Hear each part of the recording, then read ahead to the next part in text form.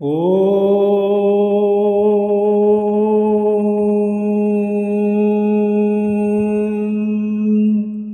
ओंकारबिन्दुसंयुक्तं नित्यं ध्यायन्ति योगिनां कामदं मोक्षदं तुभ्यं ओंकाराय नमो नमः। गुरु ब्रह्मा गुरुर्विष्णु गुरुदेव महेश्वर गुरु साक्षात् परं ब्रह्म तस्मै श्री गुरवे नमः। अज्ञानतिमिरान्धस्य ज्ञानाञ्जनशलाकया चक्षुरुन्मीलितं येन तस्मै श्री गुरवे नमः। अखण्डमण्डलाकारं व्याप्तं येन चराचरं तत्पदं दर्शितं येन तस्मै श्री गुरवे नमः। ध्यानमूलं गुरोर्मूर्तिः पूजामूलं गुरोर्पदं मन्त्रमूलं गुरोर्वाक्यं मोक्षमूलं गुरोर्कृपा।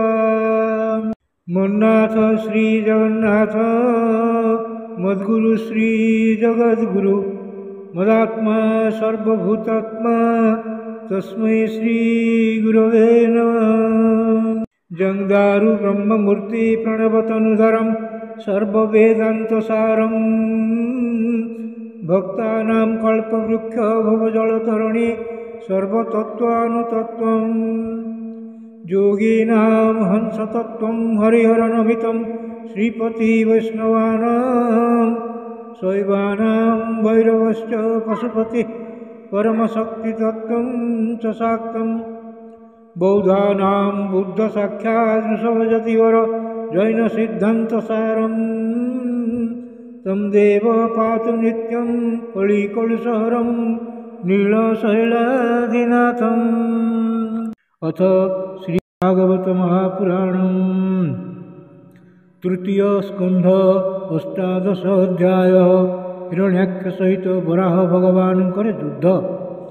मैत्रेय उवाच तदेवम् आकर्ण्य जले सहवासितं महामनास्तद्विगुणज्य दुर्मद हरेर्विदित्वा गतिमङ्गनारदात् रसातलं निर्विविशेतुरान्विते ददर्श तत्राभिजितं धराधरं कृण्यमानावनिम् अग्रदंष्ट्रया विष्णुन्तमक्ष्मा सुरुजुरुणप्रिया जहासचाहो वनगोचरः मृग आहैन मे यज्ञमहिं विमुच्य नो रसौकसं विश्वसृजयर्मर्पिता न स्वस्ति जास्यस्य नयाममेक्षत सुराधमासादितशूकराकृते त्वं न सपत्नैर्भवाय किं वृतो जो मायया हन्त्य सुरान् पुरोक्यजित् त्वं जोगमायाबलमल्पपौरुषं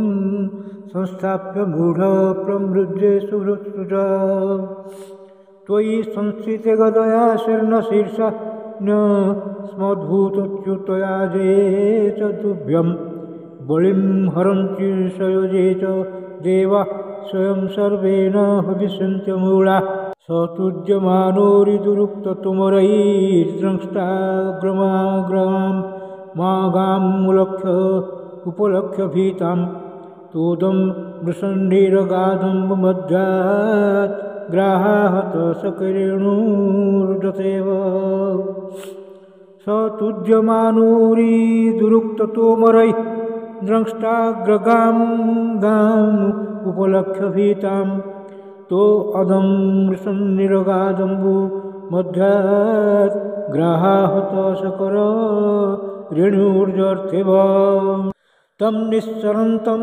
सलिलादुनुद्धृतो हिरण्यकेशो दुरदं यथाजसः कराळदंष्ट्रो शनैः शनोऽब्रवीत् गतह्रियां किं तुषतां विगर्हितं स गामत्पुस्तात् सलिलस्य गोचरे विनश्च तस्यामददात् स्वसत्वम् अभिस्तुतो विश्वसृजा प्रसूनैः रापूर्जमाणो विबुधैः पश्यतैरहं परानुसक्तं तपनियोगकल्पं महागजं काञ्चनचित्रदंशं मर्माण्यभीक्ष्मं प्रतुदन्तं दुरुस्ते प्रचण्डमन्युः प्रशस्तं बभासे।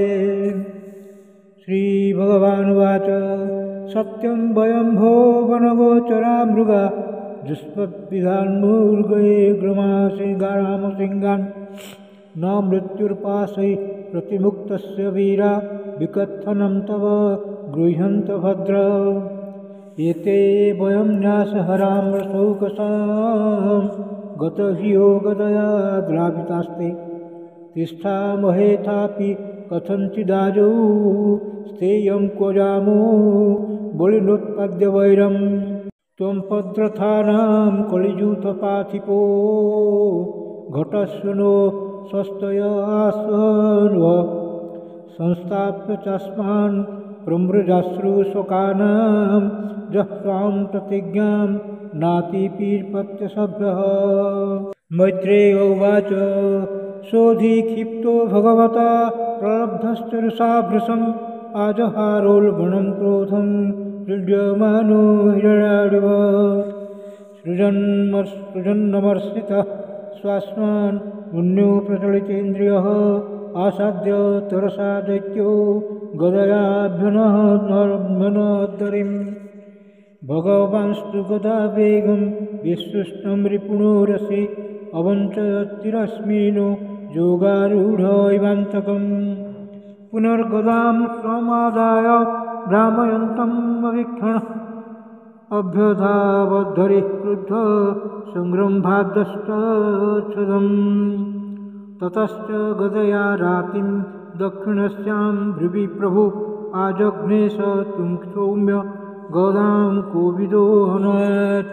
एवं गदाभ्यां गुर्भिभ्याम् अर्जख्ये हरिरेव च जिगीषया सुसंरब्धा वन्योन्हन्यभिजदघ्नतु तयोः स्पृधोस्तिग्मा गदा हताङ्गयोः क्षताश्रवघ्राणविवृद्धमन्योः विचित्रमार्गां स्तरतुर्जिगीषया व्यभादेळायामेव सुस्पृणोर्ध्वममधु दैत्यस्य जज्ञावयवस्य माया गृहीतवाराहतनोर्महात्मनः कौरव्यमह्यां दृशतो विमर्दनं दिद्रुक्षुरागा दृशिभिर्वृतः स्वराट् आसन्न संविरमपेतसाध्वसं कृतप्रतिकारमहार्जविक्रमं विलक्ष्य दैत्यं भगवान् सहस्रणिर्जगादनारायणमादिशूकरम् ब्रह्मोवाच एष ते देवदेवानाम् अङ्घ्रिं मूलमुमेयुतां विप्राणां सौरभेयीनां भूतानाम् अपि नागसाम् आगस्कृद्भयकृद्दृष्ट तस्मात् द्राध्रवरोऽसुरः अन्वेषन् अप्रतिरथो लोकानटति कण्टकः मैनं मायाविनं दृप्तं निरङ्कुशं सन्नतम् आक्रीड बालवदेव यथासि विषमुत्थितं न यावदेष वर्धेत स्वां वेळां प्राप्य दारुणः स्वां देव मायामास्थाय तावच्च ह्यज्ञमुच्यत एषा घोरतमा सन्ध्या लोकसंवकरी प्रभो उपसर्पति सर्वात्मन् सुराणां जमावः अधुनैषोऽभिजिन्नाम योगमौहर्तिको यगात् शिवाय नष्टं सुहृदाम् आशु निस्तरदुस्तरम् दृष्ट्यात्मां विहितं मृत्युम् अयम् आशाजितः स्वयं विक्रमैनं वृधे हत्वा लोकानाधे शर्मणि।